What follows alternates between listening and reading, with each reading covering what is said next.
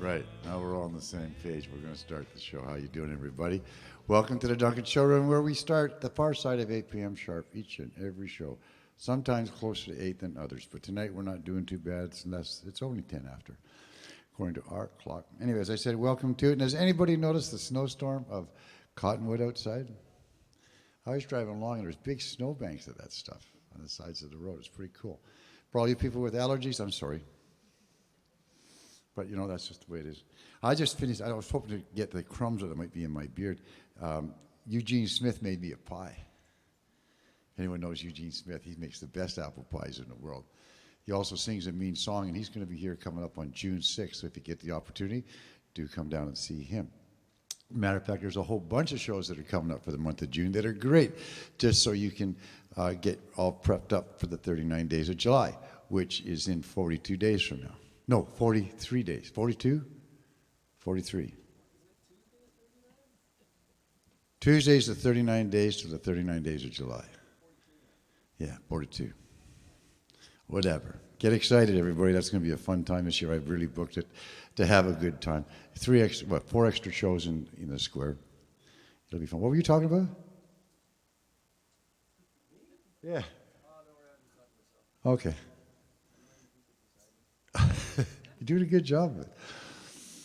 That's Dr. Ted Cadillac, ladies and gentlemen, who will be your pilot tonight, the one in charge of making sure that everything goes on the stage. It comes out on the stage, out into you guys sounding as good as it can. And for all those that are watching tonight on YouTube, please make sure that you think about at least giving generously.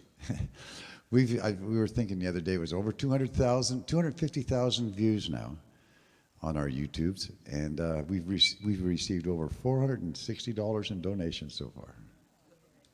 You figure out the math. That's better than Spotify, but not by much. But anyway, those people that are watching at home, please, we know it's a free service that YouTube puts out, and that's something that we've all got to grow accustomed to in these days, is all that free things out there still has a cost somewhere down the line. So when we have the opportunity, it helps keep the Duncan Showroom alive. By the way, we did have a problem last week where it looked like the doors were going to be locked because our landlord was saying you're just too far behind on the rent. But in 4 short hours, we were able to raise the $12,600 we needed. And to all those who donated, I thank you very much. And to me, who donated the most, because I borrowed 10 grand. I'm a donator. But we all did it. And that was people who came forward and said, here, we'll help you out, John. We'll give you an interest-free loan. Let's make this thing work. So that we can present things like tonight. Like what we've done all week has been a blues festival. An appreciation of what the kind of, not the hard rockin', I don't want to mention any names, but it's, there's that really hard rock style. No, this is kind of not necessarily the laid back, but the traditional style blues. Things that you would see in the honky tonks, things that you didn't have to go to a big stadium to see, and you didn't have to wear earplugs to hear. Just all really good music. Michael Jerome Brown we've had Lester Quitzel, David Essick. We had a wonderful jam on Tuesday night. The King Mixers, if you ever get an opportunity to see them, they're out of Victoria. They do little trio things, very, very killer. That's Gary Preston. And then also Shaky Ray and his wife Corey came up and did the second set for that. Last night was the South Island Rhythm Kings. And again, something that was really worth watching. Mike being the harmonica player that he is. But tonight, it's David Vest. He's the one that's going to end our little festival. And I'm sure glad it was him that I picked because it's a killer show, right? Have anybody here seen him before? Is there anybody here who hasn't seen him before? Good. Well, you're in for a treat. Trust me. And those who are here because they have, then you know why we're here. Make sure you're writing down notes because there will be a question and answer period afterwards because the history you're going to learn is just so much worth it. Please, to the stage, let's give him a big, warm welcome.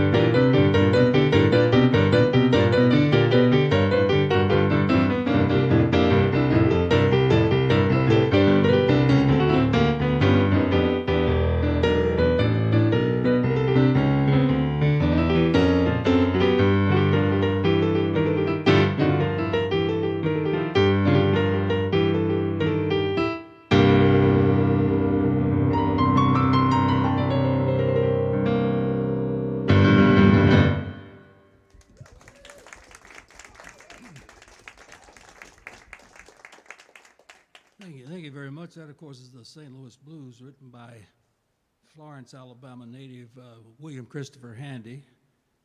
Bill, his family called him. W.C. Handy, the father of the blues, who lived a short walk from Helen Keller's birthplace. And I believe the first piano player to make a really good recording of that song was Earl Father Hines, who had been playing with Louis Armstrong in his hot fives and hot sevens. He was the first one to kind of boogie it up a little bit. And a song that goes all the way back to those days that I like to play for you now is one that also Oscar Peterson liked to play. I think this is the song that kind of put him on the map. Got him, his first big chunk of radio play. Brought him to the attention of, I think, a lot of promoters around the world. He recorded this song several times in his career at different tempos. I'm going to kind of sit in the middle on it here. He didn't write the song. It goes first version I heard of this song was by Joe Liggins out of Louisiana. Cab Calloway did it. Jimmy Lunsford's band did it.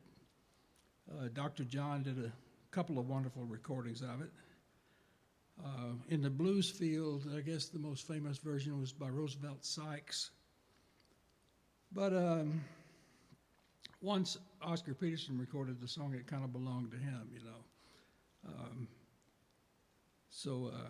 I always like to say I didn't move to Canada because they needed piano players. You had Oscar Peterson here. He didn't need any help, right? But I would, he's gone now, and I like to play a little tribute to him by playing something based on his version of this song, The Honey Dripper.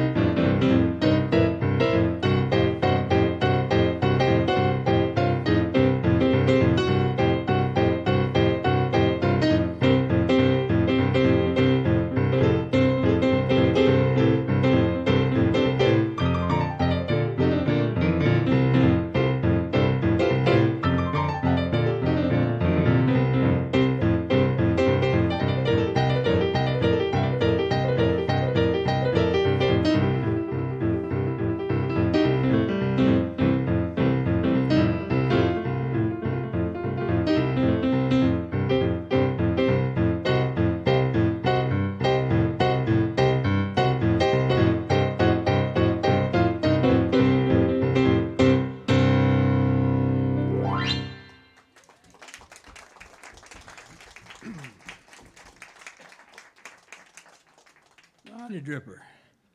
I'd like to shift gears a little bit and play you a blues song that I guess for hardcore blues fans comes from an unexpected source, but not for people that follow piano players and people who follow the great jazz artists of the 20th century.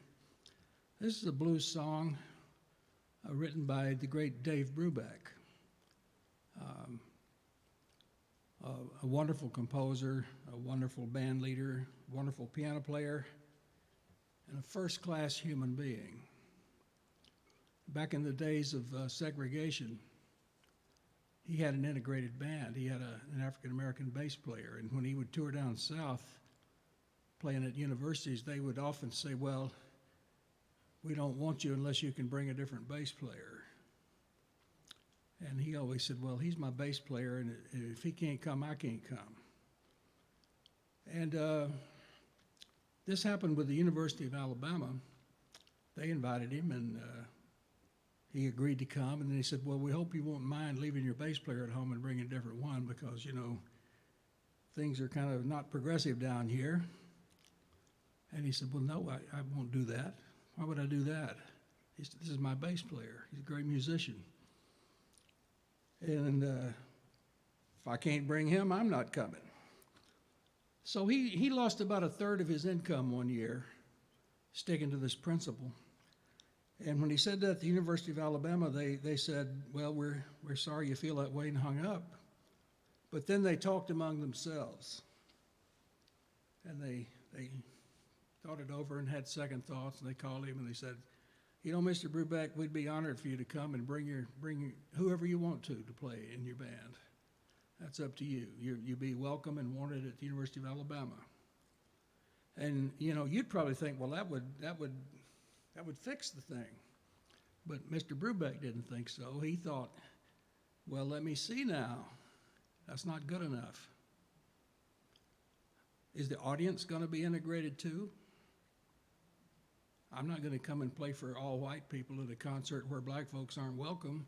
And I know you've got some historically black colleges and universities there all around Tuscaloosa, Alabama, where the University of Alabama is. And, you know, if you would make a commitment to make those students feel welcome and wanted, a lot of them are music majors, I'd love to play for you.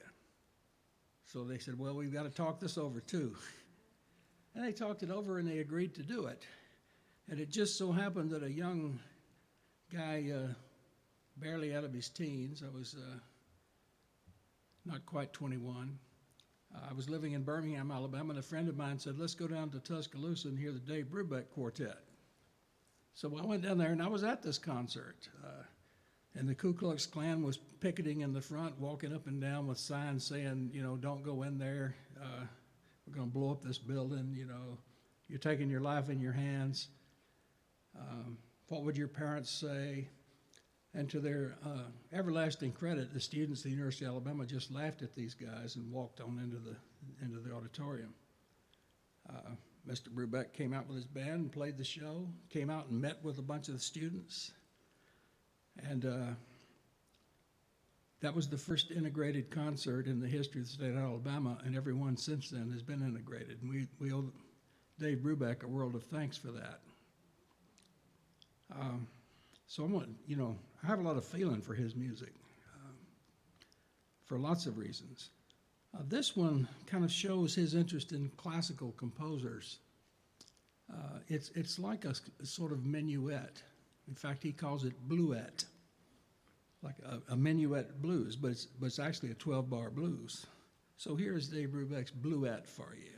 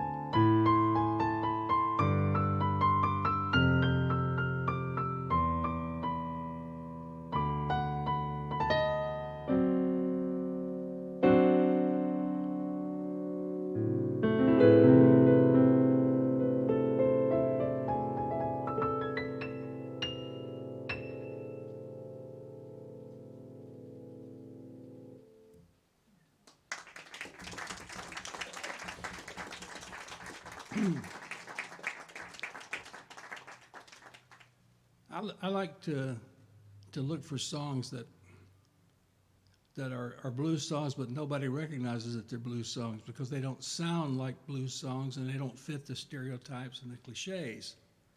And sometimes, I think the poet Charles Simic says sometimes the artist is like a burglar. He's carrying some kind of piece of meat to distract that watchdog so he can get in there and get the treasure. So maybe if Glenn Miller had told you this was a blues song, you wouldn't have listened to it the same way. It wouldn't have become one of the biggest hits of the 40s. But it's a 12-bar blues.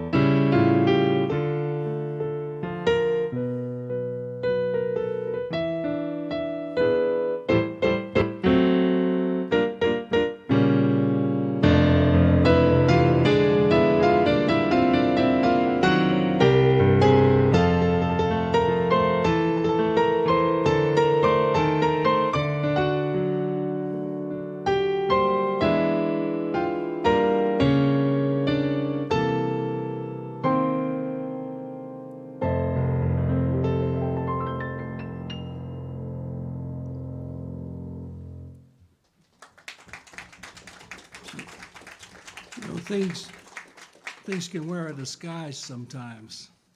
I think there must be a lot of poets that would hope that you wouldn't think you were reading a poem when you read their stuff. If you're just reading something, you might hear it in a different way. That's when Robert Frost says, "The old dog barks backwards without getting up. I can remember when he was a pup." That's a pretty good one. Now, changing subjects radically, today is the birthday of a fellow I had the honor of playing with back in the early 60s. His name is Big Joe Turner, who did the original version of Shake, Rattle, and Roll, Honey Hush, and who wrote Flip, Flop, and Fly, that my friends in the Downchild band had a tremendous hit with when they covered it. Big Joe Turner was born in 1911, so I guess he would have been 108 years old. And if he were still alive at 108 years old, I guarantee you he would rock this house if he walked out here.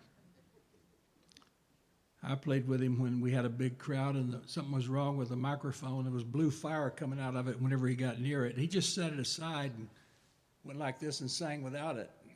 You could hear him just fine at the back of the room. But I'd like to play you something by Big Joe in his honor.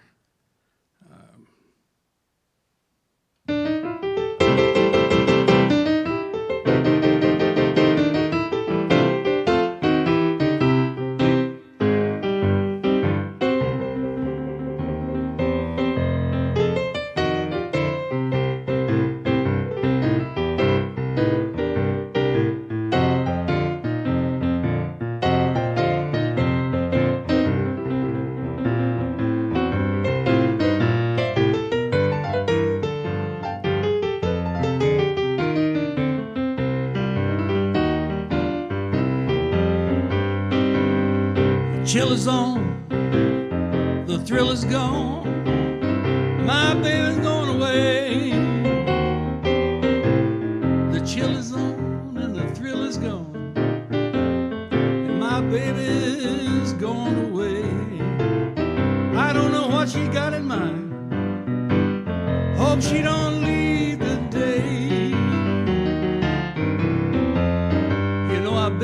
dog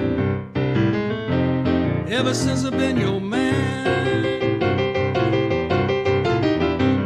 I have been your dog ever since I've been your man. Now you say you want to quit me. That's something I can't understand.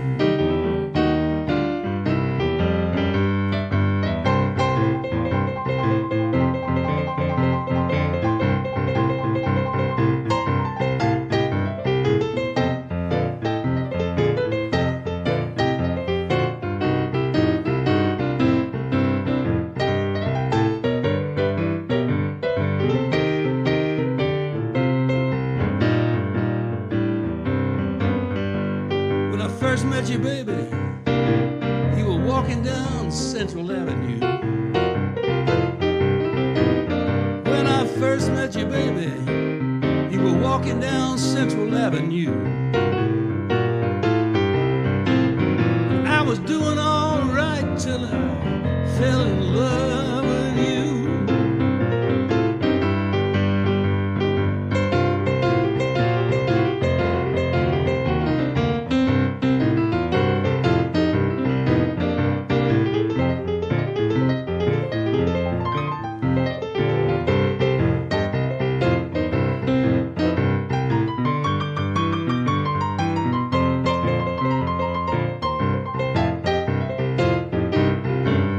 Now my telephone number is Cherry I-812. My telephone number is Cherry I-812. I don't know what.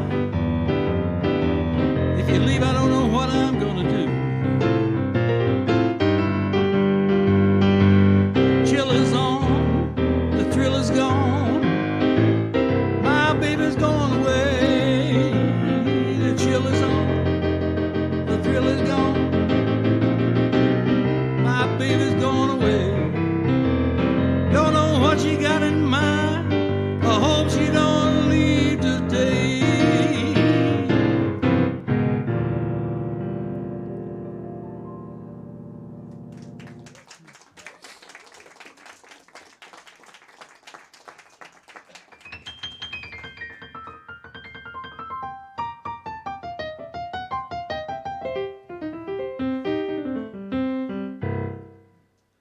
You ever heard of a piano player named Piano Red? I'll give you a clue. Piano Red was the younger brother of Speckled Red. Well, let's see. Speckled Red was a piano player and guitar player. Recorded some with Tampa Red, and knew and played with Georgia Tom Dorsey, the same Georgia Tom Dorsey who later wrote some of the most famous hymns in the English language.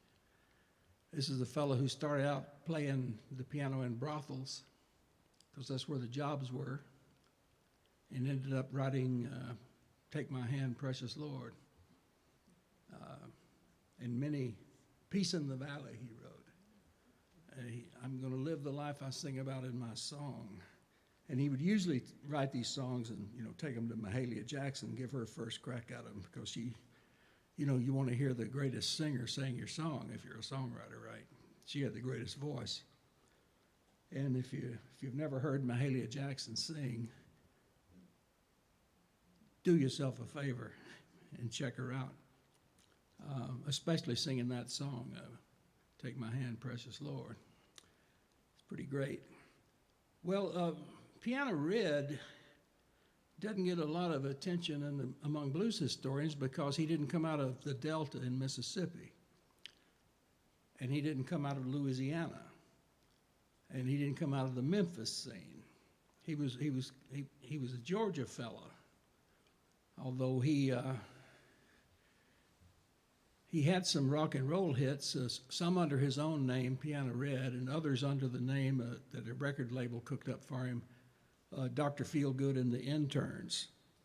Now, Dr. Feelgood and the Interns was not to be confused with the later kind of 70s, 80s white rock band called Dr. Feelgood. didn't realize that name had already been taken. And it's good to listen to something besides your own stuff. You know, you learn some things. Dr. Feelgood and the Interns had, I guess their first big hit was called Rockin' with Red, that a lot of people covered.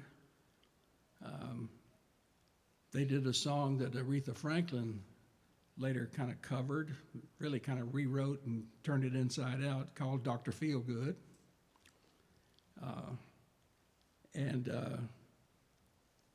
And he did a song that you know, you could go to a university and spend a lot of time analyzing these lyrics, and then after you spent a long time analyzing these lyrics, you'd need to go to a psychiatrist and let them analyze you. I'm going to turn around to the kind of piano that Piano Red played.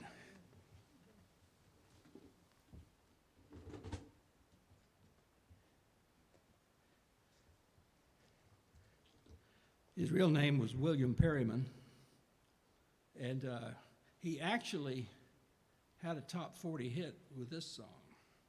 Nobody knew it was Piano Red because they called him Dr. Feelgood and the Interns.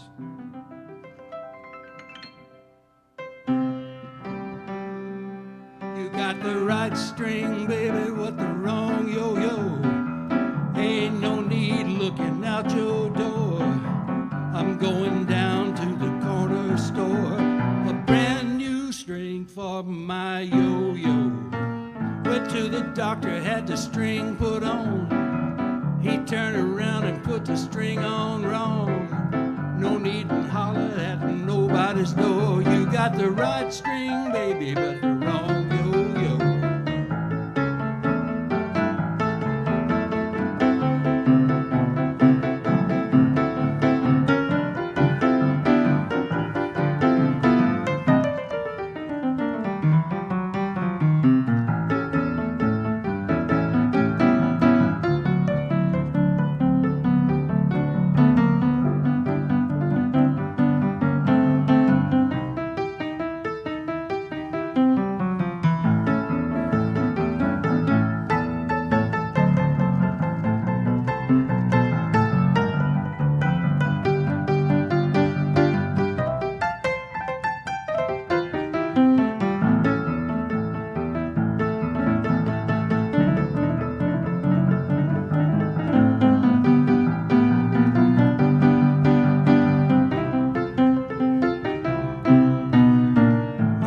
Told me and my mama did too, son, these women be the death of you.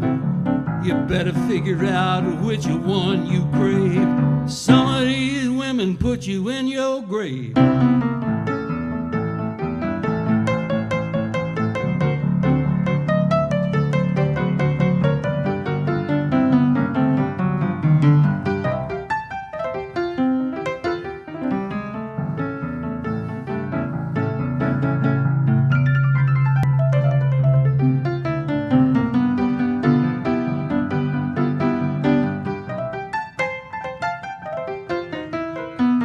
See me coming, put your man outdoors. I ain't no stranger, I've been to your house before. Don't have to knock on nobody's door. You got the right string, baby, but the wrong yo-yo.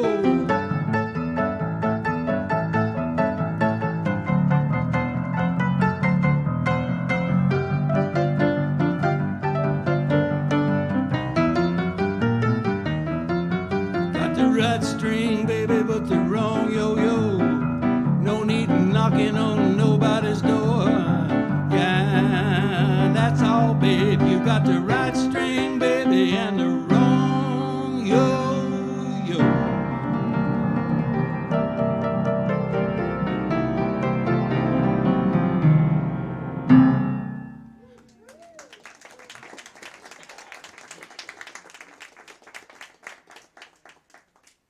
Yes, I think a psychiatrist could make a lot of money off of that song.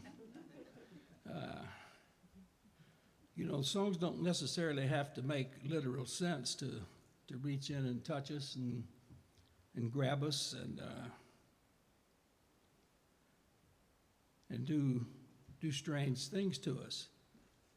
And sometimes somebody comes along and takes a song that we've already heard a million times, a song that's already been a hit record 4 or 5 times by different artists, a song that's already been done by people like the Glenn Miller Orchestra and other pop singers. A song has been done by 1 or 2 country artists, and sits down at the piano and comes up with a way to put a new kind of feel to it. And all of a sudden, everybody likes this song again. They realize they've never quite heard it before. That's what Fats Domino did with this one.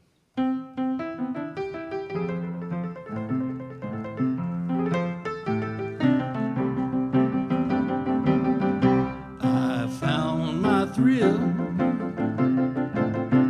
on Blueberry Hill, on Blueberry Hill. When I found you, the moon stood still on Blueberry Hill and lingered until my dream came true. The wind and the willows played love's sweet melody. And here is where you need to give the sound guy a hand, because it was his ancestor, his brother, that saved this song, because Fats Domino and his band got to about to that part in the song every time they tried to do it, and they would screw it up. Somebody would play the wrong chord, because this pretty tricky thing happens next. And they recorded all day and all night, and finally just gave up and said, to hell with it, we'll play some other stuff, and went home. But the sound guy, the assistant engineer at the studio, stayed and took all the different versions that they tried all day and got some scissors and some tape out and started snipping around on that tape and put together a whole version. So the first time Fats Domino ever heard the song played all the way through was when he heard it on the radio. And the band looked at each other and said, well, we're going to have to learn the damn song, boys. But all of those vows we made were only to please. Though we're apart, you're part of me still. For you were my thrill on Blueberry Hill.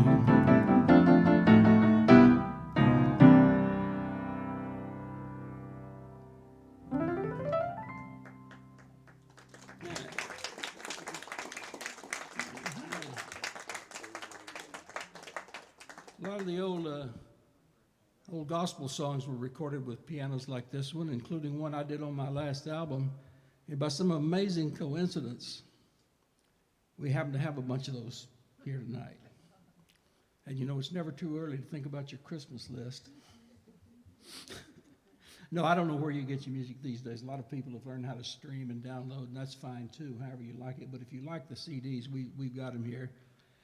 And I did a song on this last CD that there was some controversy about the authorship of.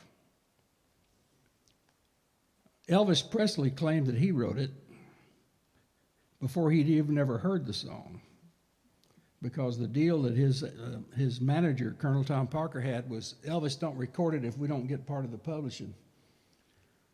So Elvis signed the contract saying that he wrote it before he even was acquainted with the song. The song had been first done back in the late 40s, early 50s by a gospel singer named Brother Claude Ely. And it had been picked up and been done by a group called the Bells.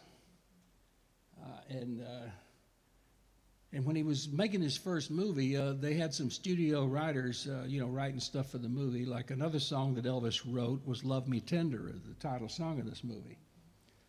But the guy that was going through this old stuff and kind of sprucing it up and gearing it toward Elvis, when he heard that Elvis is going to be credited for writing it, he just signed his part over to his wife.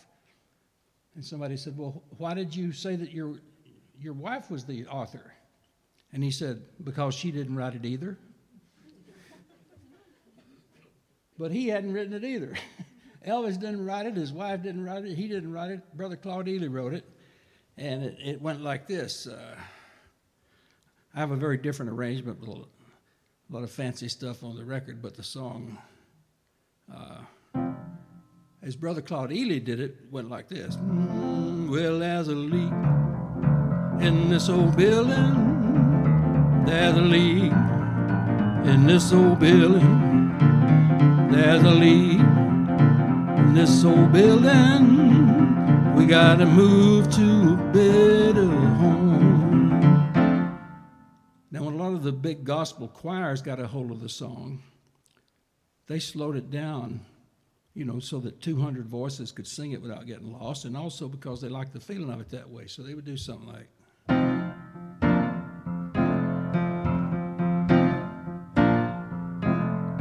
there's a leak in this old building, and my soul has got to move.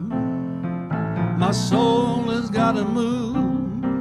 My soul has got to move. A leak in this old building, and my soul has got to move. I got to move to a better home. My father had to leave here, and my soul has got to move. My soul has got to move. My soul has got to move. My father had to leave here, and my soul has got to move. We got to move to a better home. There's a leak in this old building. There's a leak in this old building. There's a leak in this old building. Gonna move to a better home. Hole in the roof where the rain pours in. Hole in the floor where it runs right out again. Well, there's a leak in this old building. There's a leak in this old building. There's a leak in this old building. We gotta move to a better home. Pulling down window shades is no use at all. Kids and the neighbors just peek right through the wall. Well, there's a leak in this old building. There's a leak in this old building. There's a leak in this old building. We gotta move, better home. We gotta move, we gotta move. There's a leak in this old building. My soul has gotta move. My soul. My soul has gotta move. There's a leak in this old building, and my soul has gotta move. I gotta move to a better home.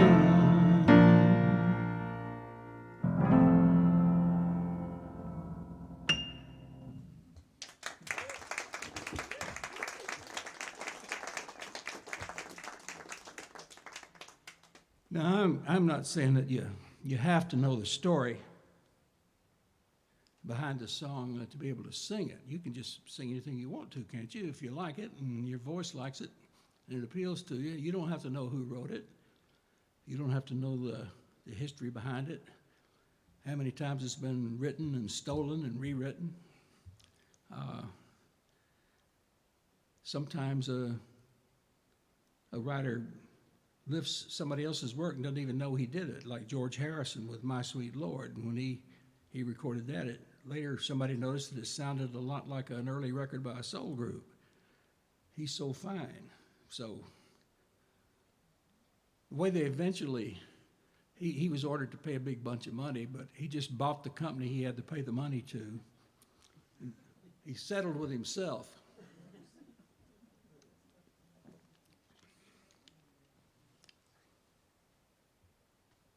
There's a blues history and jazz history are so interesting in one respect because there's so many great characters and personalities, great stories about, like W.C. Handy, who tells us in his autobiography that the way the St. Louis Blues came about is he and three of his friends wanted to play this new modern music, and their parents didn't want them to. They wanted them to play just play church music on Sunday. What y'all are playing is the devil's music. And you know what the answer to that is, don't you? W.C. Handy didn't know it, but Mavis Staples could have told him. When somebody tells Mavis that blues is the devil's music, Mavis just says, "Sweetheart, the devil ain't got no music." The devil ain't got no music. So Handy and his three friends ran away from home. And had this big fantasy that they were going to go up the Mississippi River all the way to St. Louis, maybe even beyond, and become famous musicians. And they didn't worry about, how they were going to live because they were going to make a lot of money playing music. Apparently, they forgot to tell the general public this because they never made it to St. Louis. They got up the river a little ways and wound up out of money, and nobody wanted to hear their music. Nobody wanted to hire the band. Bob Dylan later said, sometimes nobody wants what you got. Sometimes you can't give it away. And that was the situation that Handy and his three buddies found themselves in. So they, all of a sudden, they don't have any money for a room to stay in. They don't have any money to get anything to eat. And they're homeless, and they're sleeping on the street, and they get rousted out of the nice part of town. Y'all go down there by the river, down where the sailors down where the drunkards roll, and just sleep on the cobblestones and the outdoors down there in this rough part of town. And W.C. Handy said, if you've ever been broke, hungry, and a long way from home, sleeping on the cobblestones in a dangerous part of the town, you'll know why I would say I hate to see that evening sun go down. I ain't looking forward to it getting dark, right? It's so, I think what they did to, people that are friends, they'll try to lift each other up and give each other some courage. And so they started making up stories, and as 14-year-old boys will often do, they begin to brag about their exploits with women. I'm sure not one of the four had ever even had a date. Oh, yeah, let me tell you all about these women I've been seeing. There's one up in St. Louis. She's great. She's got diamond rings. Got that store-bought hair and powder. And I'm sure one of them said, "What kind of powder?" But they would just make up, get into a boasting, bragging contest, as people along the Mississippi River have always done back in the riverboat days. Mark Twain wrote wonderful stories about, people bragging. I carry 6 pigs hooked to my belt in case I take a notion to eat breakfast. Just rip them off and eat them raw, and I can cause a hurricane to come if you give me any trouble. And when I flattened the mountain with my fist, I hit it too hard. And then somebody says, "Well, let me tell you what I did. I killed, 12 with one blow or something." So they're bragging about women to keep each other from being scared to death in the dark. And I think that's what that song's about. Big Joe Turner's an interesting story. Here's a guy that every song he ever wrote, and he wrote a great many, and they were hits, he copyrighted in the name of his wife so that the songs would belong to her if something happened to him. And he was still with that woman at the end of his life. When he became a big star, he didn't trade her in for a newer model. He had some character about him. You could tell it when you saw him, too. You could tell here's a person with some character, just as you can tell it with Mavis Staples. You say, it may not be the Queen of Sheba or the Queen of Egypt, but that's a queen of someplace walking in here right now. And the piano players are the same. The great Memphis Slim. They've also got wonderful nicknames in the blues. To a lesser extent, and I feel like country music, they got some good nicknames. Grandpa Jones or Cousin Jody. I met cousin Jody once. He had lost 2 or 3 fingers in a sawmill accident. And he would come up to you when he met you and stick out the hand that had lost the fingers and say, "Hi, I'm cousin Jody, what's left of him?" And he would have a great kick at laughing at you for being shocked. But it's almost like the mysterious figures in a tarot deck. In jazz, you had the Duke Ellington, and you had the Count Basie. Then you had the Queen of the Blues, Miss Bessie Smith, and later Dinah Washington. And Elvis, they called him the King. So the Duke, the King, the Joker, the Queen. In New Orleans, there was a legendary figure named Dr. John. So a fellow named Mac Rabenack became Dr. John, the Dr. John of his generation. He says he doesn't know who will be the Dr. John in the future, But he wasn't, he didn't come out of the womb and his mama said, "Oh, well, we're going to name this baby Dr. John." They named him Malcolm Rabenack. Y'all familiar with Dr. John the Night Tripper, right? Some of you heard of him. His first appearance in show business was as a baby. His mother worked as a model, and there was a company that wanted to advertise its product with a picture of a baby. They sold laundry detergent, and they wanted this new, very young baby to be up against the clean cloth, that's been laundered. And the detergent was called Ivory Snow.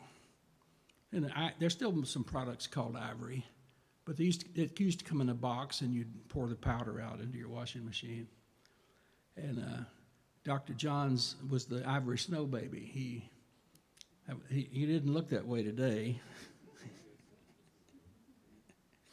The doctor, the Professor Longhair, the Bach of Rock.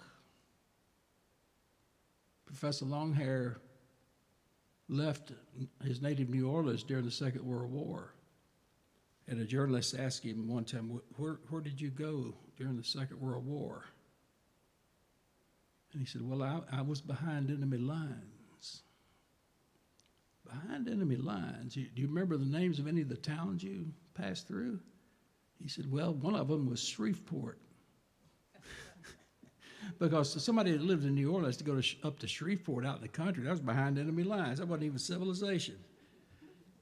And of course, Professor Longhair gave us all these wonderful finger buster piano movements like.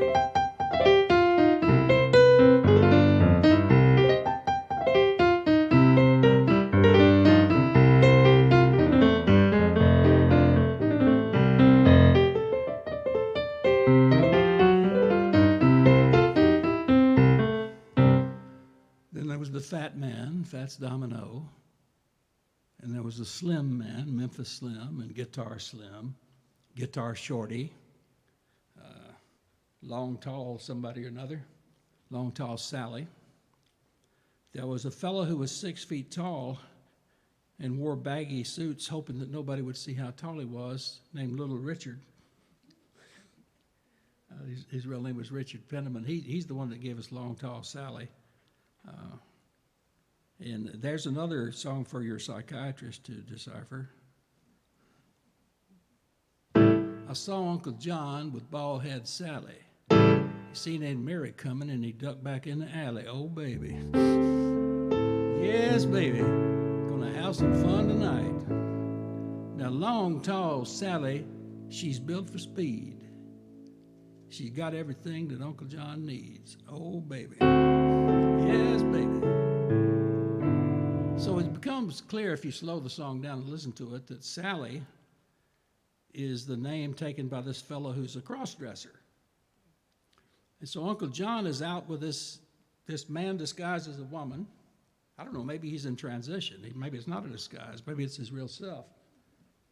But Aunt Mary comes along and sees him with this bald head Sally who's got the wig on. And so no wonder he ducks down the alley, you know.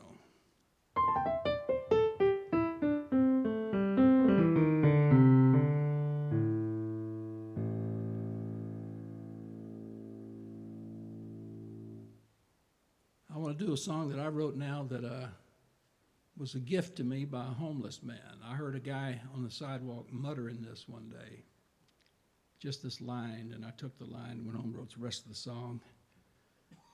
And he was saying, everybody worried about the world, nobody worried about me. And I just got back from the Hornby Island experience, Hornby Island Blues Camp.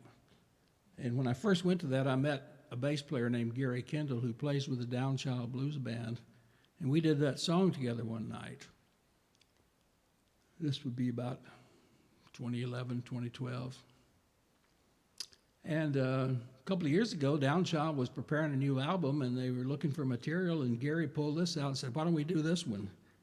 And he played my record of it for them, and they liked it, and they did it.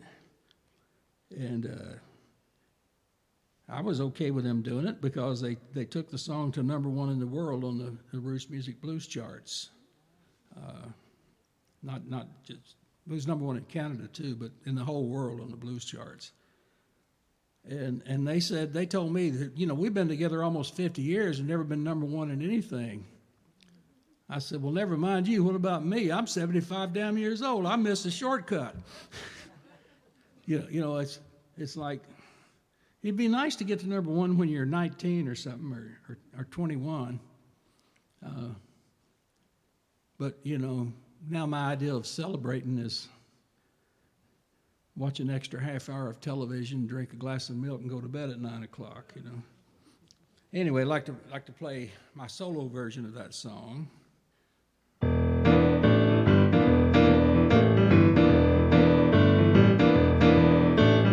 Everybody worried about the world, nobody worried about me. Everybody worried about the world, nobody worried about me. Well, they're dropping them bombs over yonder, way over across the sea. Kinda make me wonder why they can't drop a little bread on me. Everybody worried about the world, nobody worried about me. Everybody worried about the world, nobody worried about me.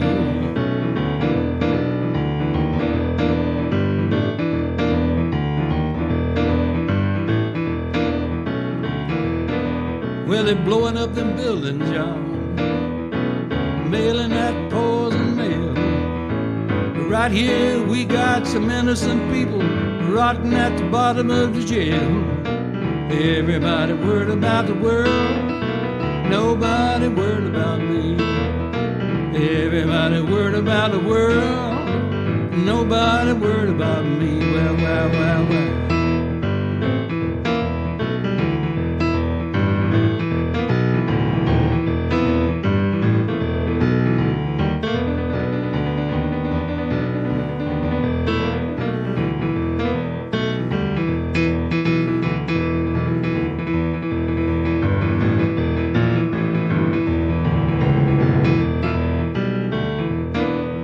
I'm an easygoing fella, but it puts me in a rage to turn on my television, see 'em putting children in a cage. Everybody worried about the world, nobody worried about me. Everybody worried about the world, nobody worried about me. You got the sound of one hand clapping, sound way off in your head. If one man fall, ain't nobody looking, that don't mean that he ain't dead. Everybody worried about the world, nobody worried about me. Everybody worried about the world, nobody worried about me.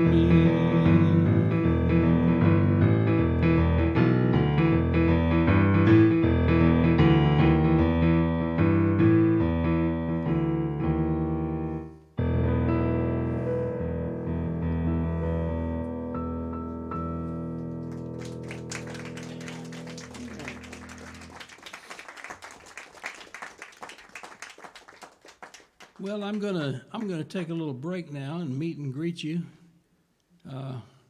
Sell some unsuspecting person a CD before they can think better of it.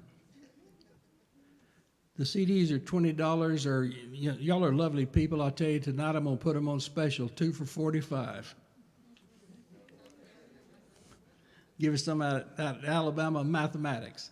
Anyway, I'm gonna have a friend up here with me when we come back. It'll be just a few minutes, and stick around. You ain't heard nothing yet. We're gonna bring out the good stuff. Thanks.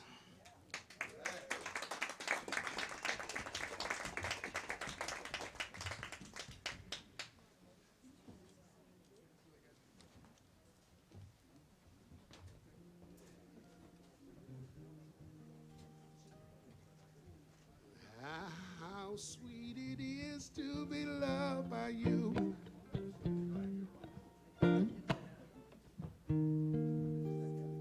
How sweet it is to be loved by you.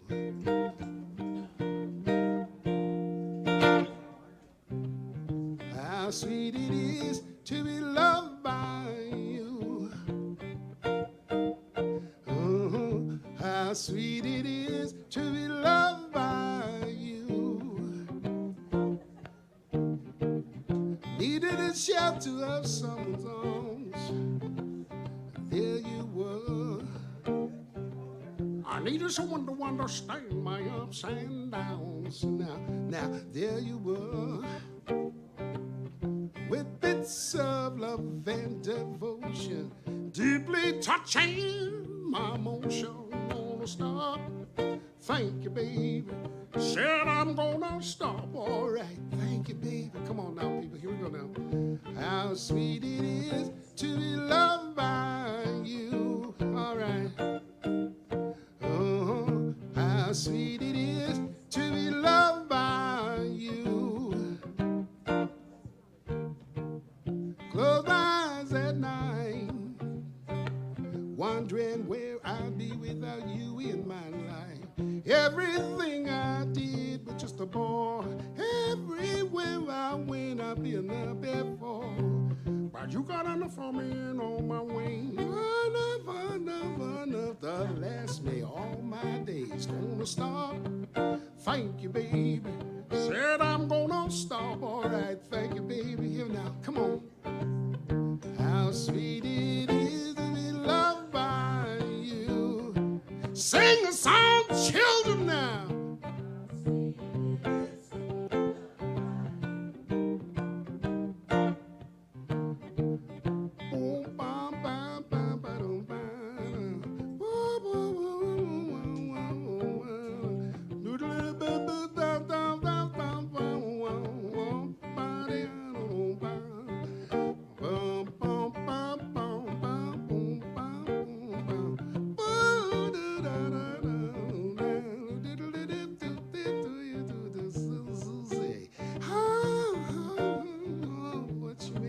Come on now. How sweet it is to be loved by you. Yeah. How sweet it is to be loved by you. Close my eyes at night, wondering where I'd be without you in my life. Everything I did was just a bore. Everywhere I went, I've been the before. But you got enough for me and all my ways. Enough to last me all my days. Gonna stop. Thank you, baby. Said I'm gonna stop. And thank you, baby. Come on, gal, yeah. How sweet it is to be loved by you. Oh, you got it now. Come on. How sweet it is to be loved by you. A candy to the baby. How sweet it is to be loved by you. How sweet it is to be loved by you. 1, 2, 3. How how sweet it is to be loved by you. Oh, yeah. Oh.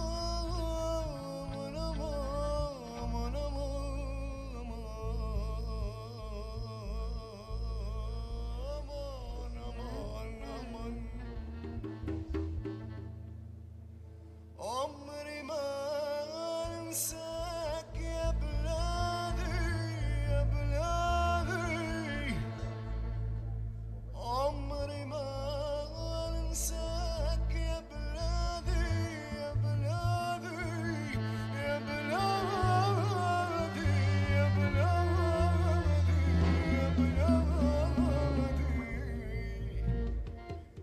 وعليكم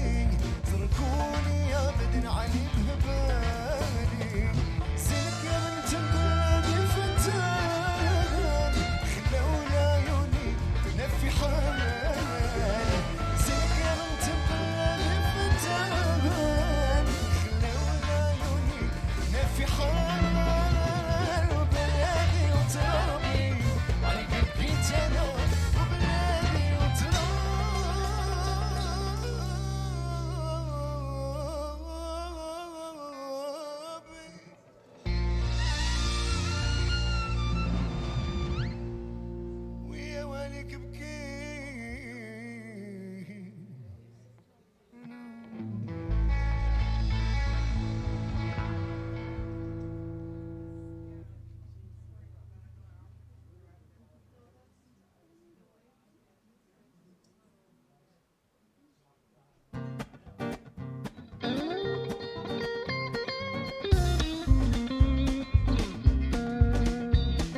Why don't you call me up and tell me that you love me and sing those sweet songs like you used to do? I've been missing broken promises, lies and cheating, honesty just ain't you. I love you less and less, more and more all the time. You've got your work cut out for you, 'cause I think we very well might be done. Now I think you're getting where I'm going.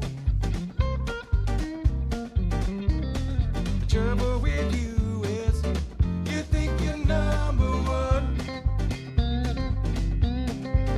I love you less and less, more and more all the time.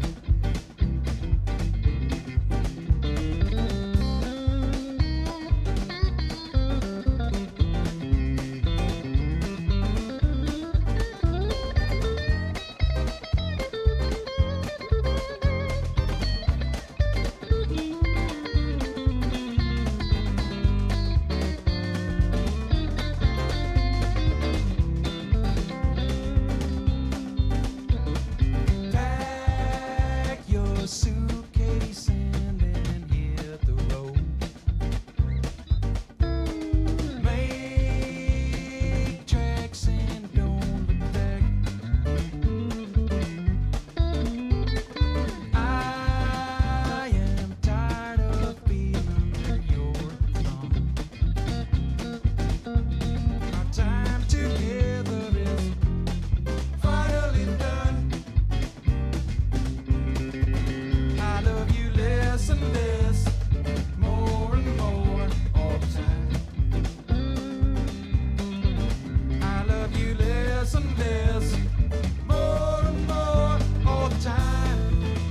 Oh yeah, I love you less and less, more and more all the time.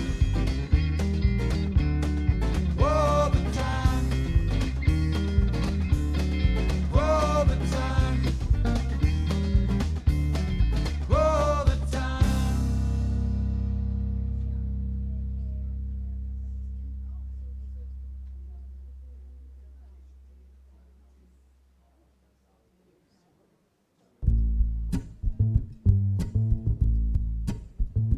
I wanna feel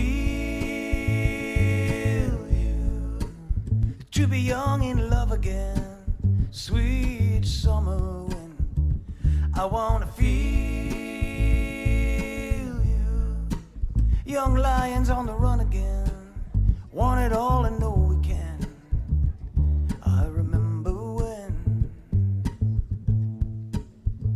you came on like a heat wave. You came on like a burning sun. You came on like a heat wave. Like a heat wave, baby. You're the hardest one. And I wanna feel you. Knock me down, I get up again. An even stronger man. I wanna feel you. You try to stare me down, but I stood my ground and put my arms around you. And you came on like a heat wave.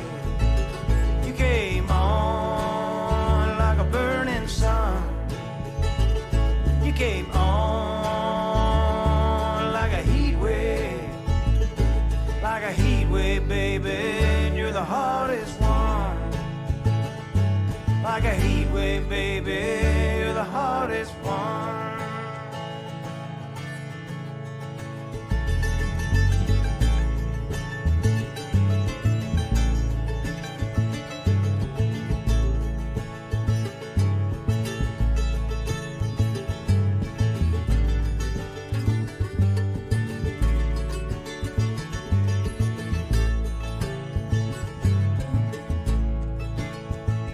Bring me some water, my lips are dry.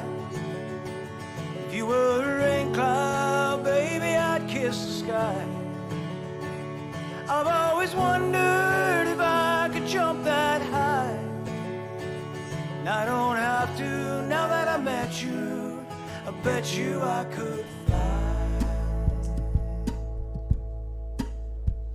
You came on like a heat wave.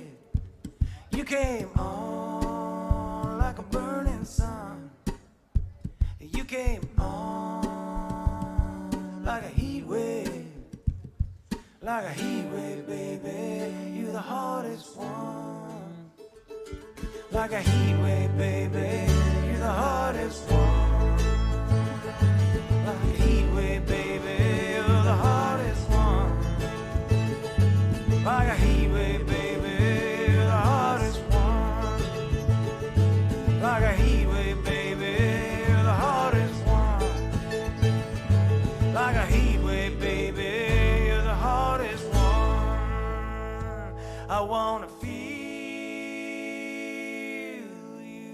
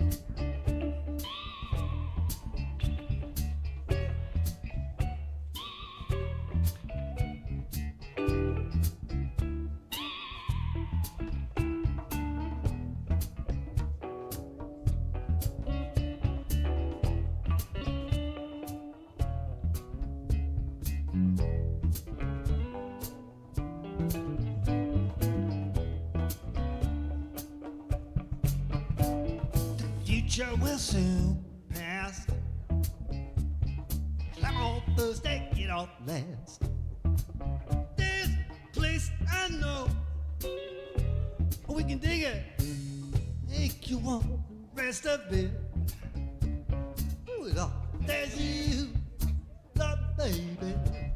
Ooh, Lord, there's you. Ooh, Lord, there's you, yeah, love baby. Ooh, Lord, there's you, love me, girl. Feeling like a break. It's in my way. Trying to push my steam to my head, make you want the rest of it. Ooh, Lord, there's you, love me, baby. Ooh, Lord, there's you, love me, girl. Ooh, Lord, there's you, love me, baby. Ooh, Lord, there's you, love me, girl. Right.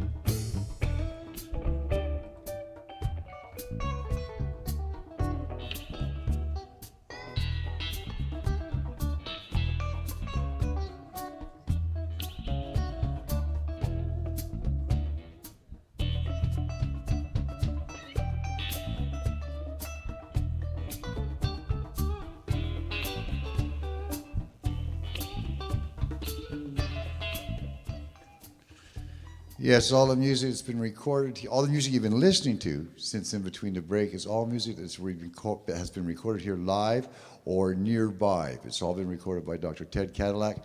It's all the shows that we produce, and if you ever get the opportunity to try out a different show than tonight, make sure you come down and give it a shot, because you know we always have our finger snap and toe tap and money back guarantee.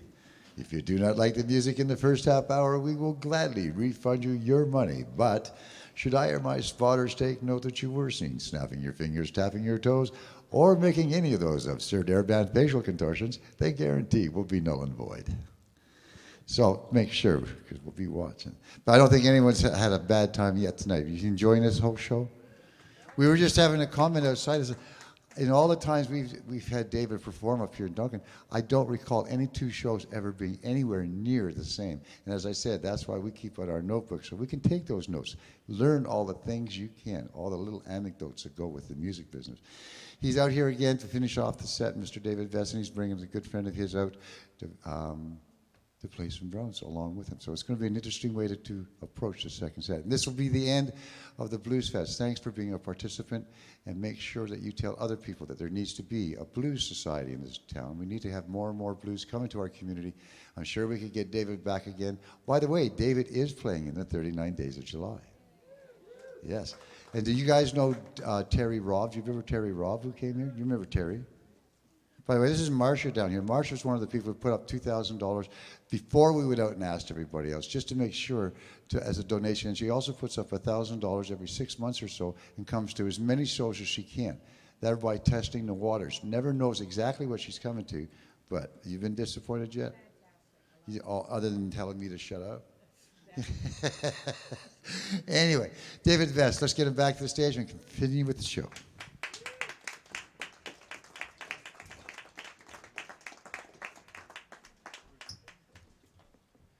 Thanks very much. I'd like for you to welcome all the way from London, Ontario, now living here on the island, Mr. Bert Hamer. He's going to play along with me. I'm so glad he can have him tonight. It's a little song written by a modern, lesser-known piano player. I first heard of this guy through the drummer Johnny Vidakovich, a guy named Michael Pellera, who wrote this song. It's called Show Me the Money.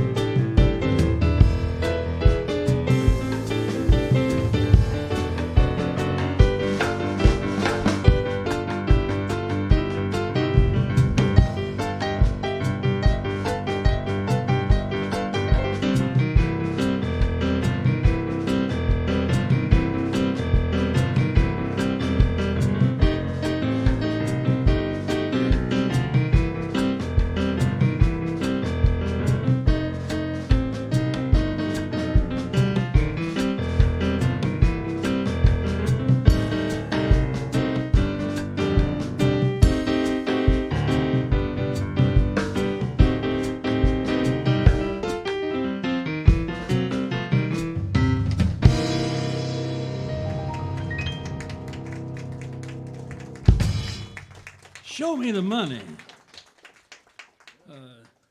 You'll find that on an album under the name Johnny Vidakovich. And I'd like to play a song from my new CD right now. New Orleans makes me want to play this. It's a song written and first recorded by the great Huey Piano Smith. Now, Huey Piano Smith and the Clowns, in addition to being the first openly gay major act out of New Orleans, Huey Smith played on so many great records and wrote so many great songs. He's the piano player on Frankie Ford's recording of Sea Cruise, Won't You Let Me Take You on a Sea Cruise. It's really the Huey Piano Smith and the Clowns, but the record company thought it could be a hit if they had a white guy standing in front, which is how Frankie Ford got the gig. Not to put him down, but that's, the guy that Huey wanted to sing it wasn't allowed to do it. And Huey, he's famous for songs like High Blood Pressure. I get high blood pressure when you call my name. And Don't You Just Know It? I can't lose with the stuff I use. Don't you just know it? And the Rockin' Pneumonia and the Boogie Woogie Flu. And if you remember the old Alka-Seltzer commercials, you'd get a kick out of the title of one of his minor hits. The title was, Would You Believe It? I Have a Cold. I think the song was about cocaine. Anyway, this is one of the songs that Huey wrote and recorded that wasn't a hit and it should have been, in my opinion, and we'd like to do it for you now. Bert's going to kick it off. It's called Genevieve.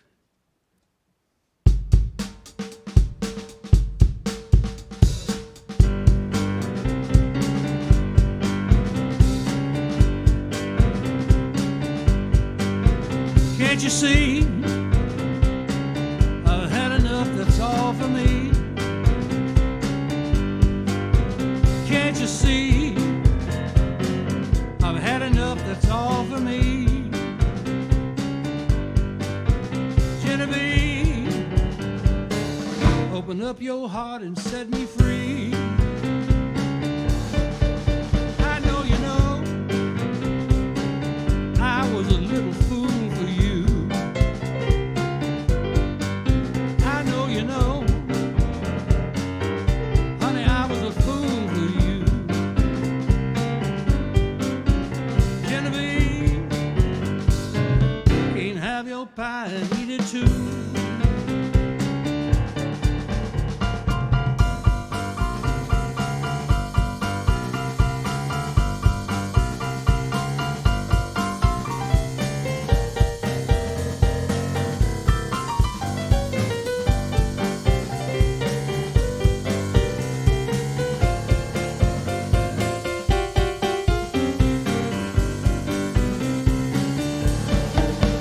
When I'm gone, you know I won't be coming back. When I'm gone, well, I won't be coming back. Genevieve, you did me wrong, let's face the fact. Genevieve, Genevieve, Genevieve, oh Genevieve,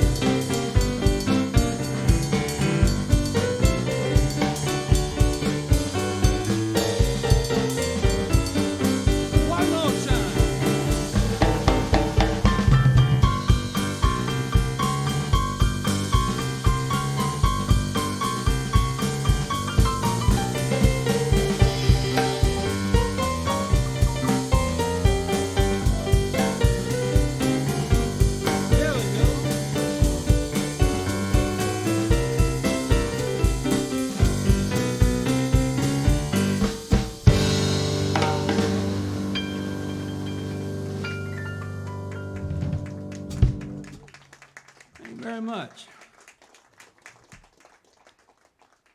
Now, I would like to play for you now the saddest song you're ever going to hear. You should just already be crying.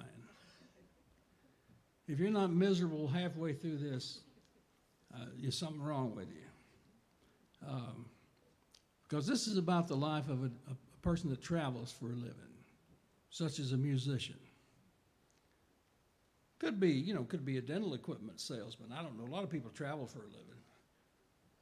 But a sales rep for somebody, you know.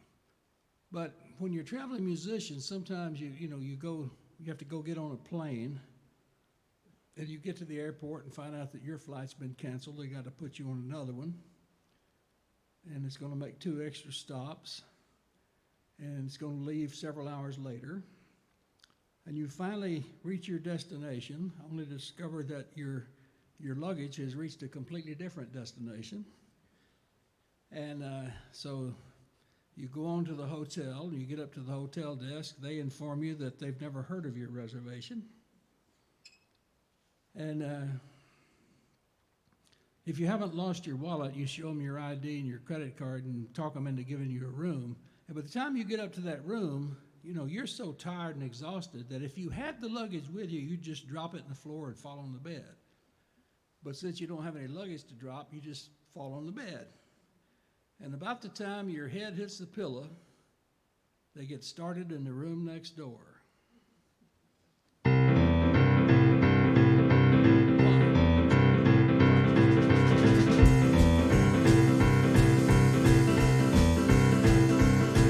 There's a party in the room next door, I can hear it through the wall.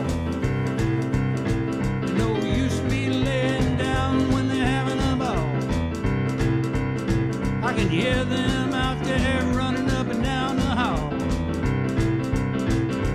Knock, knock, knock, there's a party in the room next door.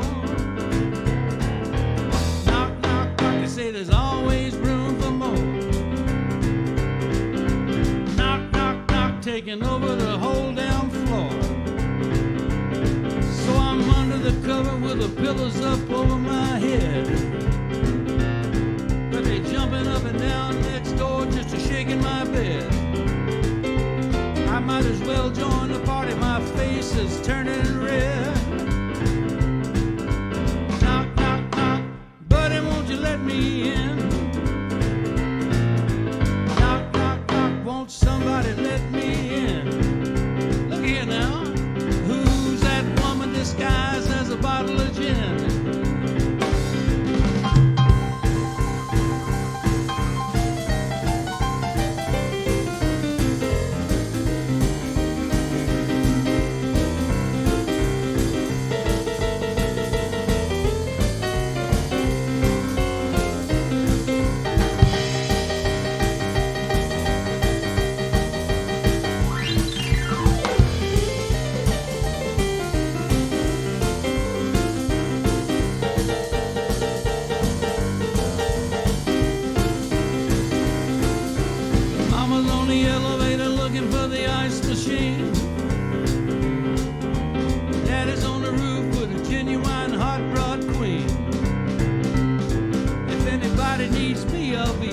Somebody scream.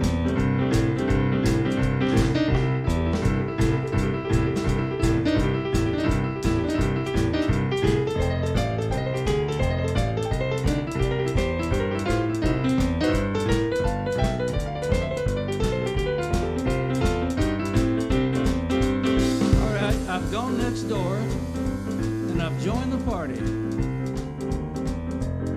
which means have become the thing that was pissing me off. I've turned into what was bothering me. Because of this, my standards are in decline, and I'm sorry to report that my morals are beginning to decay. Sweet little mama, she's laying across my knee. Pretty little woman just laying across my knee. She said, I'm too young for you, but you ain't too old for me. Lord have mercy.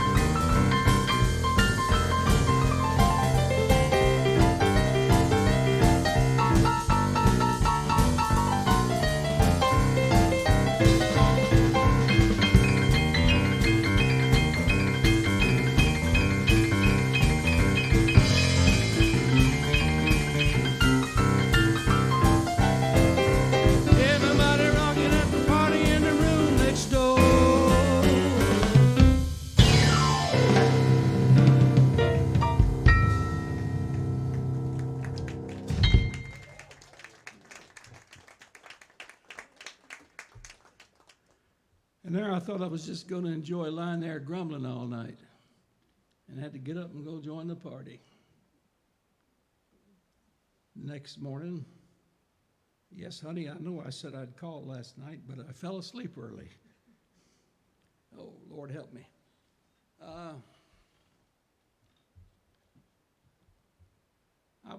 I was born honest, but it wore off. You know, I wasn't born in Canada, but I got here as quick as I heard about it, and I'm so glad I did. My wife is Canadian. She's the reason I came here in the first place, and one of the reasons I stay. And there's a lot of other reasons why I stay, and a lot of reasons why I'm here to stay. And my wife was born in Toronto, but she grew up in London, Ontario, where Bert's from, and where one of the guys that plays on some of my CDs is from, and Longevity John spent some time there. The great Willie P. Bennett was from there. And she has a sister over there and a brother in Ontario, so I kind of feel like I got family in Canada too. Even though I got to tell you that my own real family is scattered to the four winds. I have a son in Flagstaff, Arizona, one in Glasgow, Scotland, and one way out on Long Island. And his youngest son, first of all, my son on Long Island is over 50 years old. And I called him. I was furious about it. I said, how do you think this makes me look? You being more than 50, that's disrespectful. And he refused to apologize.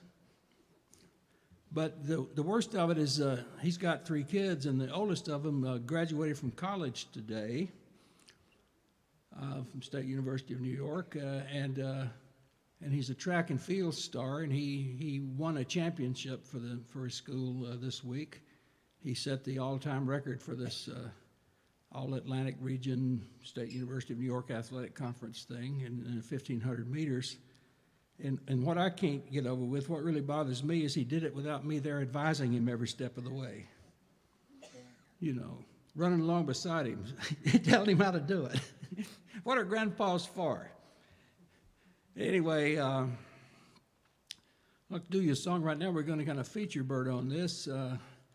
This is a song based upon a true story. And the story is that I was playing with a great artist out of Houston, Texas, named Jimmy T99 Nelson. And Jimmy Nelson, back in 1951, had recorded a great song. I found out the title of the song was called "Meet Me With Your Black Dress On."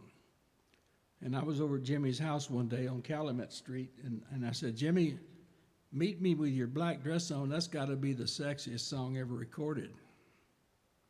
And he just looked at me with great pity. And he said, "You hadn't even heard the damn record, have you?" And he busted. So I went home and got the record and listened to it, and boy, the guy singing the song was really mad. He wanted her to have the black dress on because when he caught up with her, it was going to be her funeral and his trial. Just go ahead and be dressed for your funeral. I'm so mad. And I was thinking of that other little black dress, So he said, "Well, write your own dadgum song." So I did, and I played it for Jimmy, and I said, "Can I use your same title?" He said, "You're welcome to it." And he actually had plans to record my song before he passed away, never got to do it. So whenever I do this, I always think of Jimmy T99 Nelson, who was like a second father to me in many ways. I miss him every day. And he was if you've seen me before, you've heard this story, but be patient because I need to tell it. He was a guy that would give confusing signals on stage. Like he would turn and look at in a certain way. And I thought, what is he want me to play a solo? Is he want me to shut up or lay out, or what does that mean? Or is he just wondering where he left his car keys? And so I went to him one day and I said, "Now, Jimmy, when you give me that look," and he said, "Which look?" And I said, "Well, the one where I don't know what you're doing." He said, "Well, you never know what I'm doing."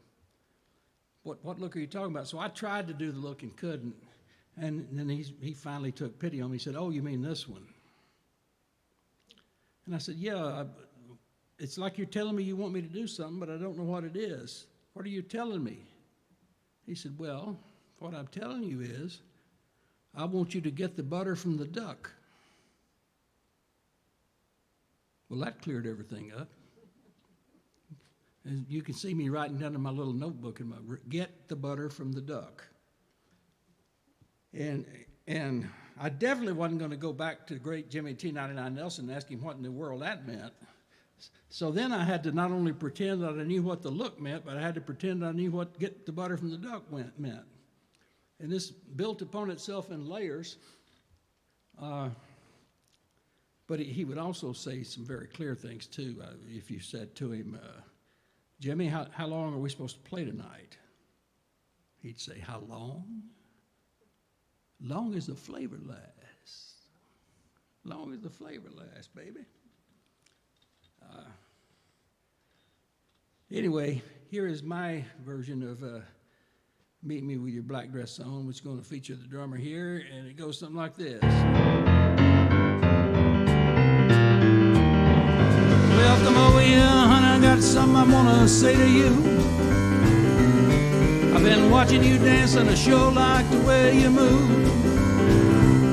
Here's one little thing that I want to ask you to do. I want you to meet me downtown with your black dress on now, girl. You won't need no diamonds, just a single strand of pearl. Take a little trip to a whole nother world. With your black dress on, that's right, my honey. Black dress on, put it right on the money. Black dress on, you're looking good tonight. Black dress on, it's gonna be alright. Black dress on, and a single strand of pearl.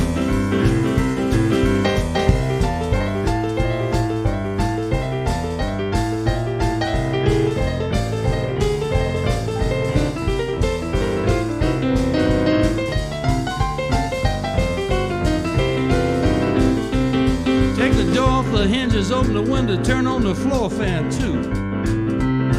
I got T99 on the jukebox just for you.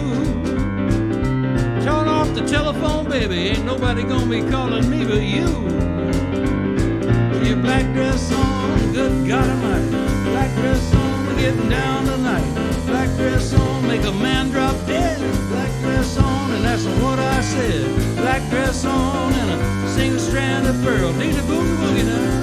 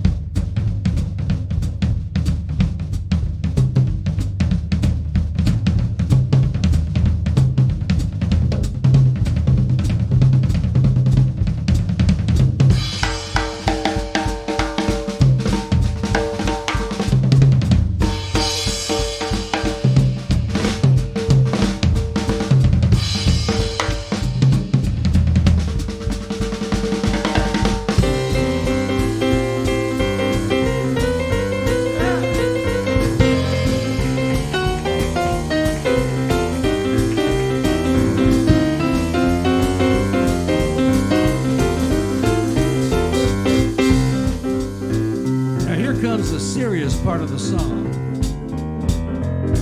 You know, all us artists these days, we have a certain special songs that express our core values. This is mine.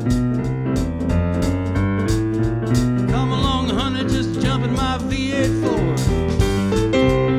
Want you to roll down the window, throw them panties overboard. Before this night's over, you're gonna holler, praise the Lord. baby, I'm on the level. Black dress on, I'm speaking for the devil. Black dress on, you go to my head. Black dress on, make my face turn red. Black dress on, and a single strand of pearl.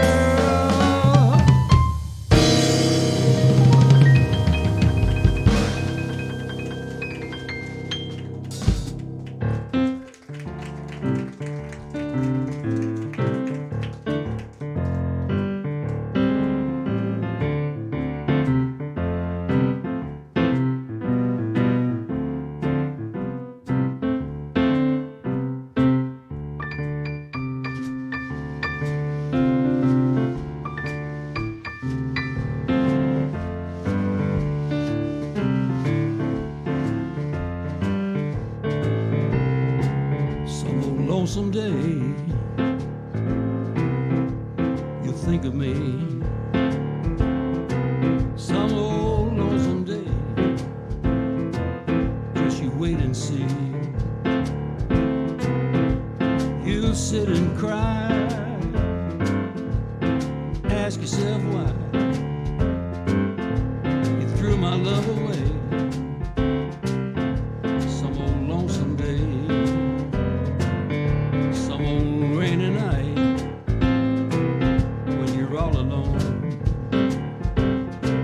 Some cold rainy night,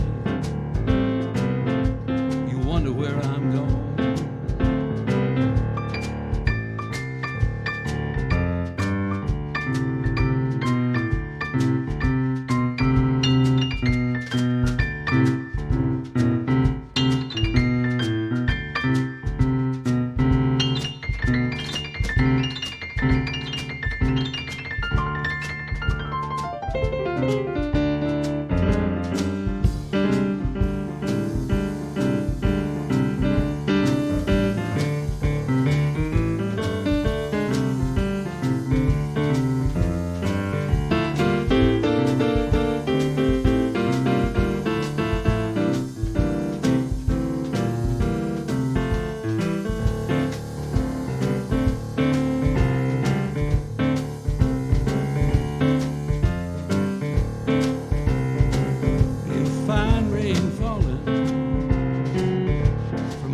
Sky. Fine rain falling, you'll have a tear in your eye. You sit by the garden window, sit with a sigh.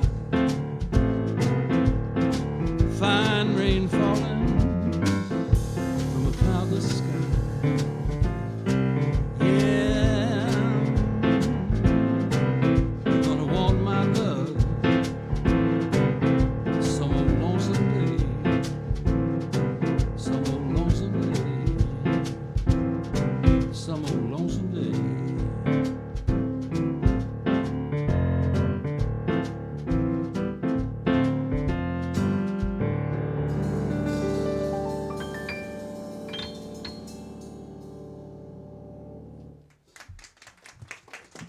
Thank you so much. That's another song from our new CD. The CD didn't have a title. I just called it David Best because we used up all our creativity in the studio and we didn't have any left.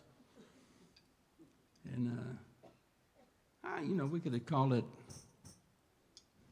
Honey, if you can't leave me alone, I'll find someone that will. But that's too long to fit on a jukebox strip. Or we could have called it, So How Many People Are in the Quartet? Which is the song which is the question that Dave Brubeck heard most often in his travels.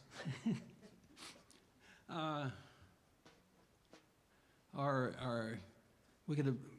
heard this story about the blind pianist George Shearing. Could have get a title out of this maybe.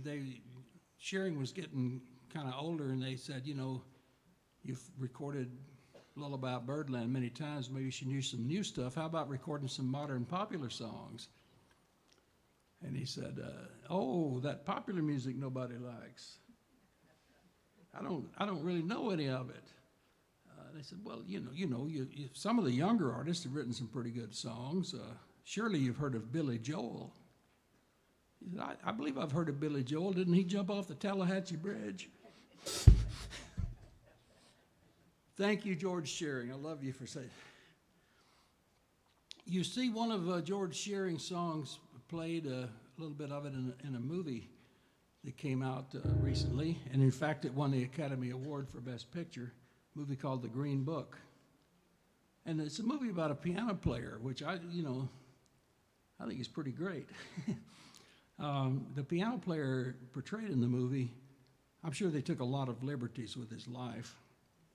I don't think there was really some deep friendship between him and the guy driving the car. But the piano player really existed. His name was Don Shirley.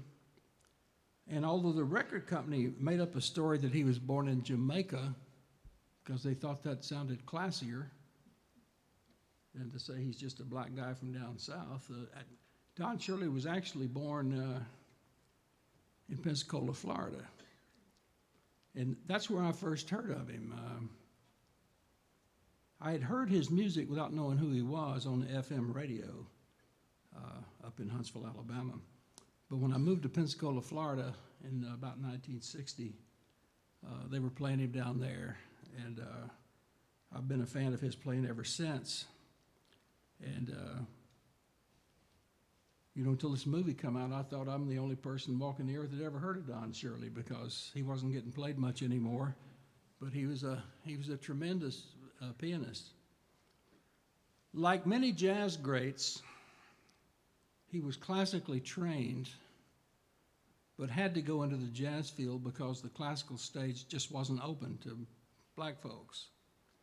The great jazz bassist Ron Carter wanted to play with symphonies, but they said our season ticket holders aren't going to put up with a black man up there in a tuxedo playing the upright bass with a bow, and they're not going to. They don't want to come see a concert pianist who's black. So a guy like Don Shirley didn't get the chance to play Carnegie Hall. He did get to live right above it, though, because he got an apartment right up over the hall. And late in his career, he did play there. He was a rarity, being a great jazz player who wasn't into improvising. He just liked to play songs and present them. He did a wonderful recording of Lullaby of Birdland, George Shearing's tune. But he did it, he's kind of asked himself now, if this melodic idea had come to Liszt, how would he have recorded it? So the melody, of the Shearing song goes.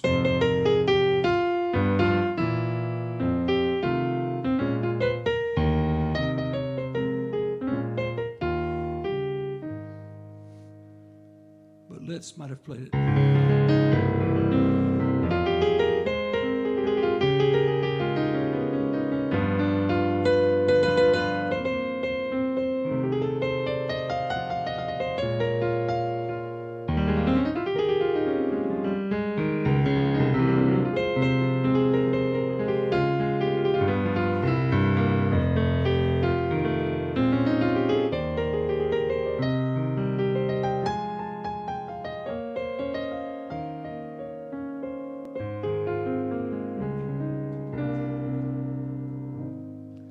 One of his greatest recordings was of a song that had just recently been a hit for somebody else.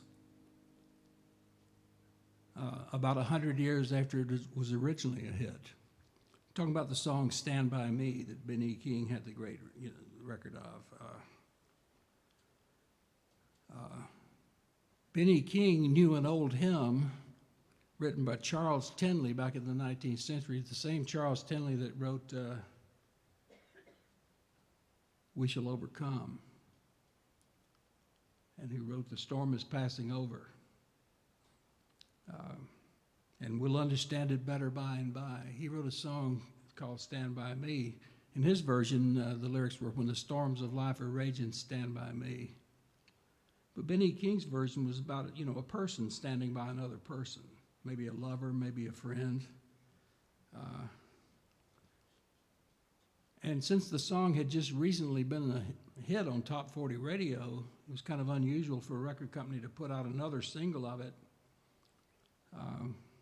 just as an instrumental version, but they did, and Shirley's version was a hit too. And he wanted to take that song back where it came from and sort of put the feel of those gospel roots back in it. So, you know, you do it something like this.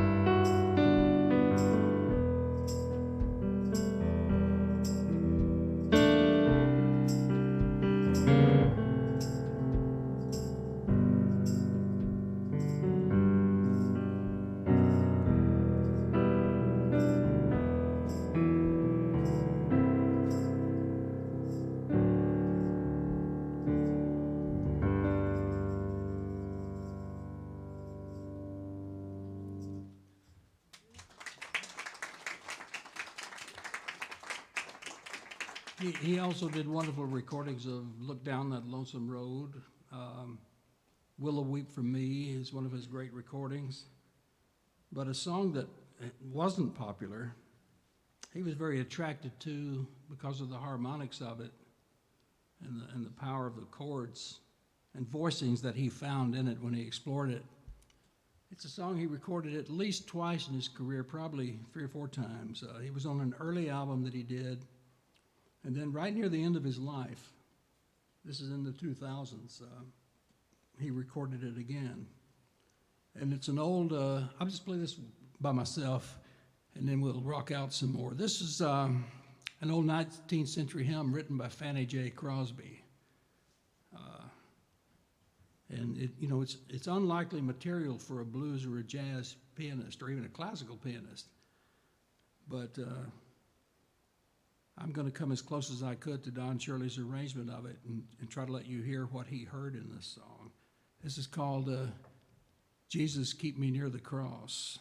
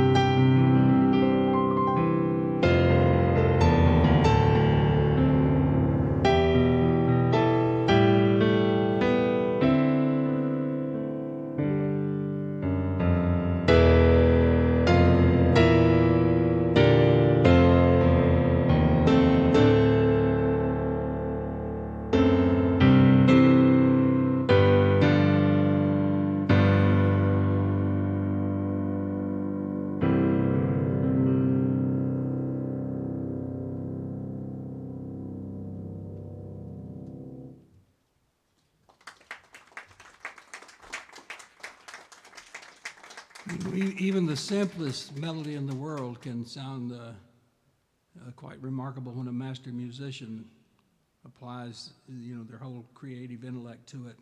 You should hear Don Shirley's version of "Blowing in the Wind." And fortunately, because of this movie is out, all of his stuff has reappeared on Spotify and Apple Music and all those places where you can hear things online.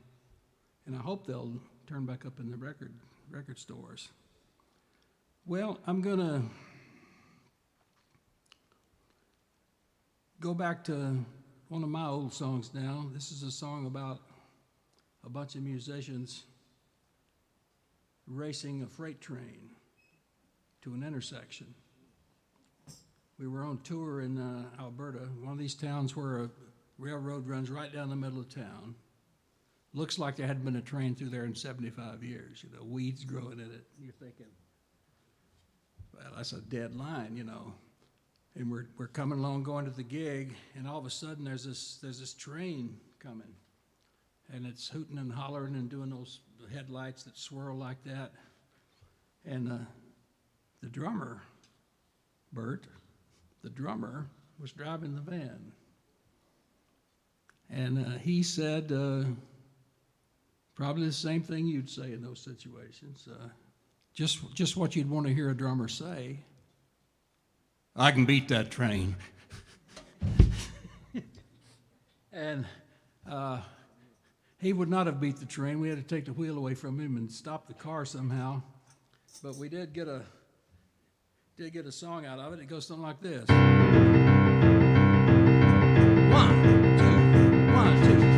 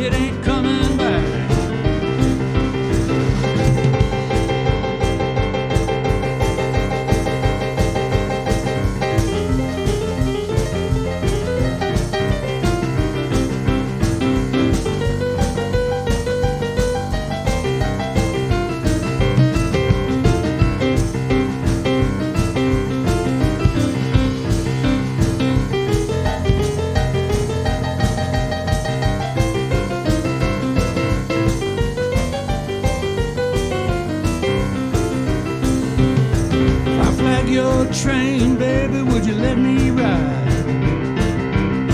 If I flag your train, pretty baby, would you let me ride?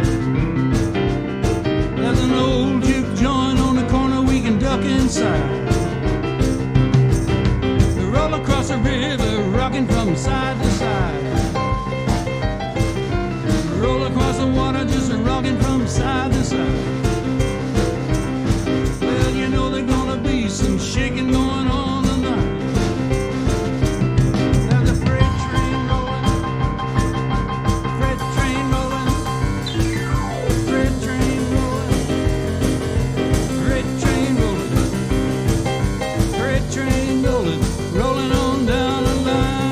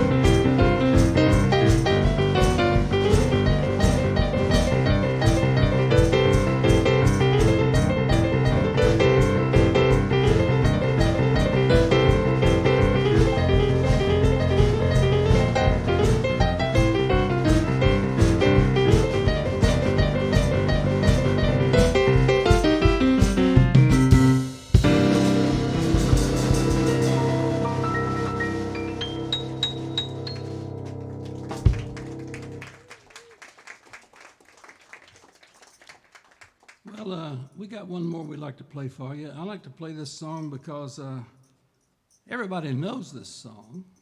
Everyone has heard this song.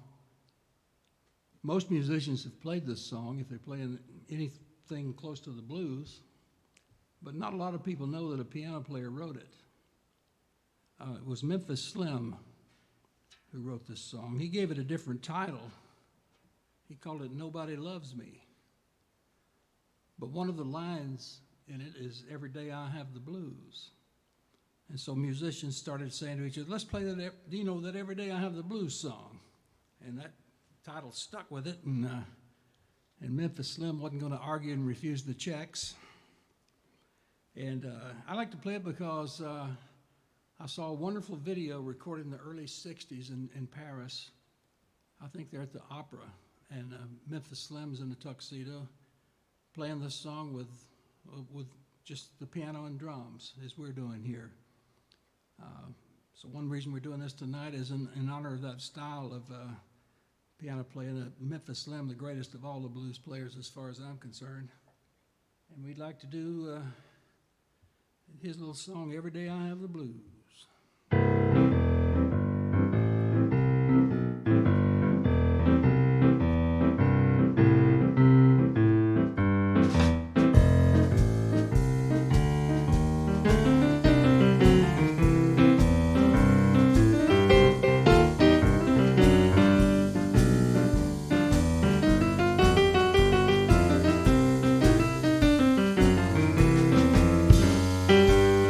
Nobody loved me, nobody seemed to care. Nobody loved me, don't nobody seem to care. Speaking of bad luck and trouble, God knows I've had my share. I'm gonna pack my suitcase, I'm gonna move on down the line. I'm gonna pack my suitcase, I'm gonna move on down the line. You know there ain't nobody worried, and there ain't nobody crying. Every day I have the blues.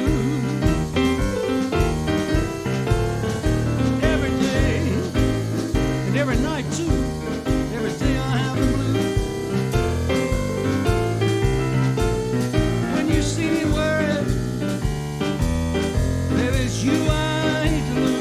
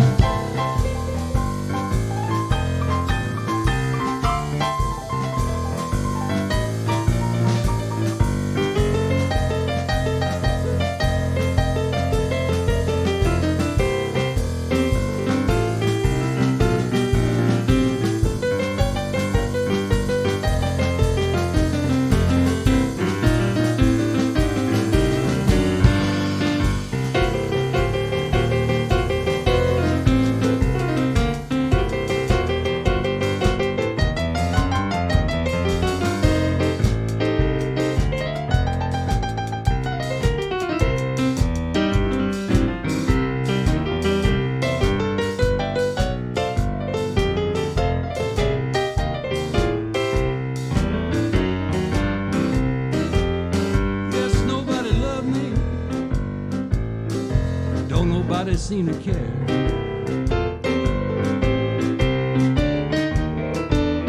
No, nobody loved me, and nobody seemed to care. Speaking of bad luck and trouble, no, I've had my share. I'm gonna pack my bag,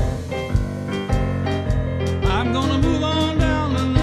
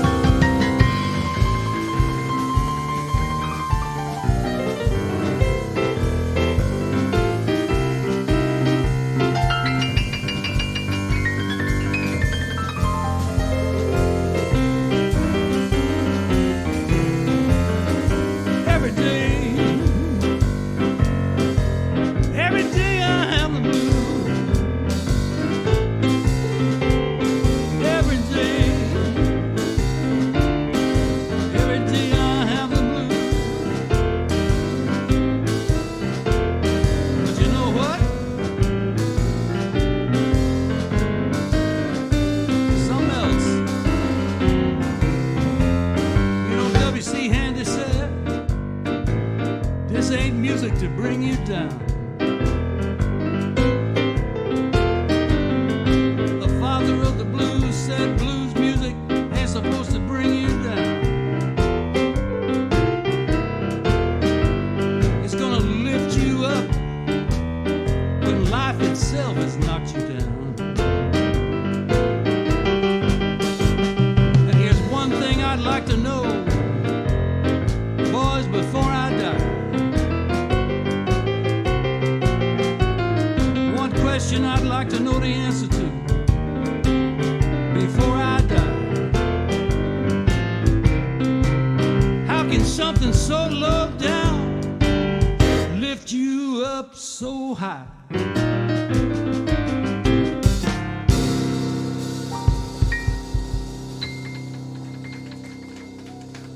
Thank you so much. Bert Hamer on the drums. Appreciate you coming out. Thanks to Longevity John and Glory for having us up here. Thank you. Oh. Yeah. Bert, I think we might have to do another one. Yeah, come on, let's do one more. Yeah. Maybe they're clapping because they're glad it's over. Yeah, it's, No, they're still here. Bert was back there thinking to himself what musicians always think after the gig. You know, when you first get to a place you've never seen before, you look around and you say, well, it's come to this. But then, you know, you have a good time and people are nice to you and you're leaving the stage for the last time and you say to yourself, damn, fooled them again.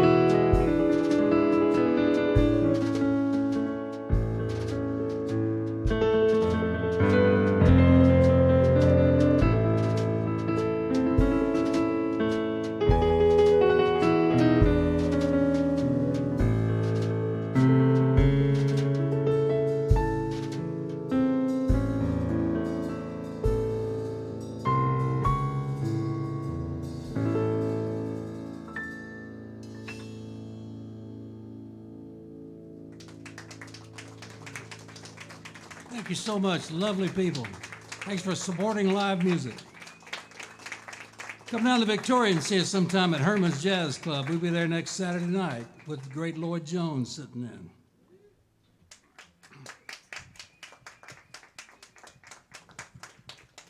Hey, Bert, can you play Blues Bash with me on September the 2nd, Sunday? Blues Bash, all right, I'd offer the man a gig. Come and see us at Blues Bash. You can see me and Bert there with the rest of the band. Thanks.